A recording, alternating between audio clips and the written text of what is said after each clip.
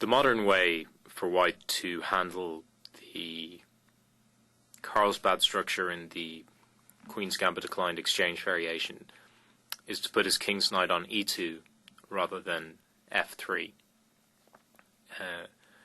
This approach has been used by many great players. It was a favourite of Michal Botvinnik, but undoubtedly the modern player who's most synonymous with this move and the extra possibilities it gives is Garry Kasparov.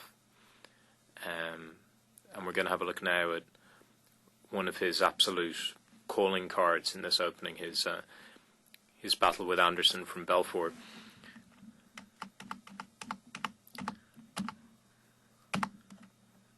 So, normal Queen's Gambit declined exchange position. c6, Queen c2. Knight d7, Bishop d3. Castles are now, rather than knight f3, which was historically the main battleground, knight e2. So what are the points of this move?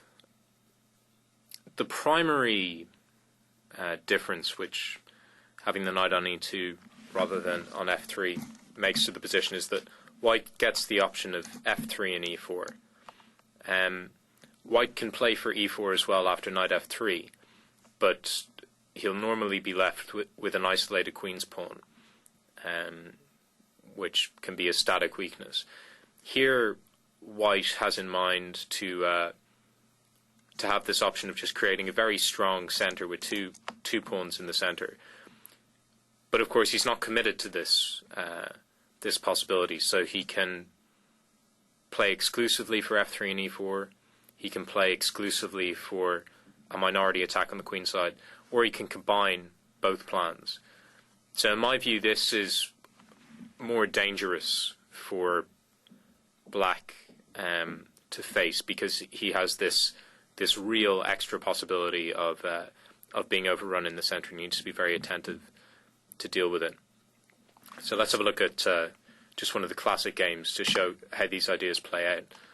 Anderson completed the standard defensive setup with rook e8 and knight f8. And now Kasparov begins with f3 and bishop e6. Bishop e6, I think, is, if I can put it this way, unusually good in the lines with knight ge2. It's also, of course, a standard idea after white plays knight f3, but here it's a very good idea, or it tends to be a very good idea, for black to be in a position to meet e4 with c5 after rook c8 and frequently a6, just trying to, or rather to take on e4 first, d takes e4, f takes e4, and then to hit this white center with c5 to try to win some squares for the black pieces.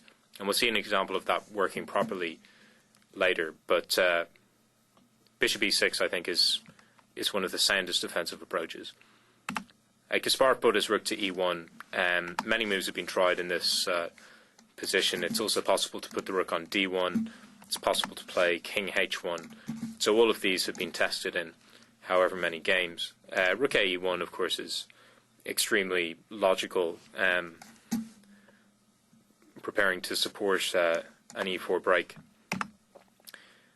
And Anderson plays rook c8.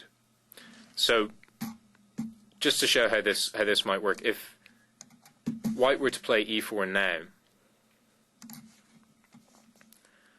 then black could take on e4 and play c5. And white is going to have difficulty holding this center. Of course, there's a kind of incidental threat of c4. But even without this, even let's say if that threat weren't there, after d5, black would have this square to concentrate his efforts on. He could play, for instance, bishop d7, knight f6, or rather, knight f6 to g4, and then back to e5. And it's difficult for white to deal with that. Like I say, here I think c4 is a tactical idea as well, but that's the typical method of dealing with e4, to take on e4, then play c5.